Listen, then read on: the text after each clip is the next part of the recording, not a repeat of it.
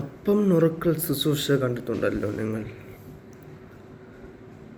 നാം യേശുക്രിസ്തു പറയുകയാണ്, ഈ അപ്പം എൻ്റെ ശരീരം, അതുപോലെ തന്നെ ഈ വീഞ്ഞ് എൻ്റെ രക്തമാകുന്നു.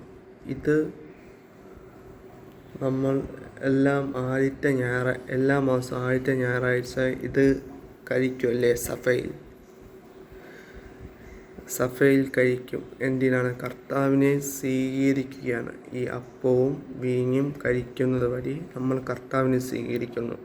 എന്നിട്ട് നമ്മൾ പ്രാർത്ഥിക്കുന്നു അല്ലേ? സഭയിൽ ഇരുന്ന് പ്രാർത്ഥിച്ചിട്ട് വീട്ടിലോട്ട് പോകുന്നു. എന്നിട്ട് ചില ക്രിസ്ത്യാനികൾ ചെയ്യുന്ന തെറ്റാണ്. ആ തെറ്റ് ഇനി ആവർത്തിക്കരുത്. കർത്താവിന് അപ്പം നുറുക്കൽ ശുശ്രൂഷയിലൂടെ അപ്പവും വീഞ്ഞും കുടിച്ച് സ്വീകരിച്ചിട്ട് കഴിഞ്ഞിട്ട് നാം തെറ്റായ വാക്കുകൾ വീട്ടിൽ പോയി ഉച്ചരിക്കരുത്. മോശമായ കാര്യങ്ങളിലോട്ട് പോവരുത്. പകരം നല്ല നല്ല കാര്യങ്ങൾ പറയുക, നല്ല നല്ല കാര്യങ്ങൾ ചെയ്യുക.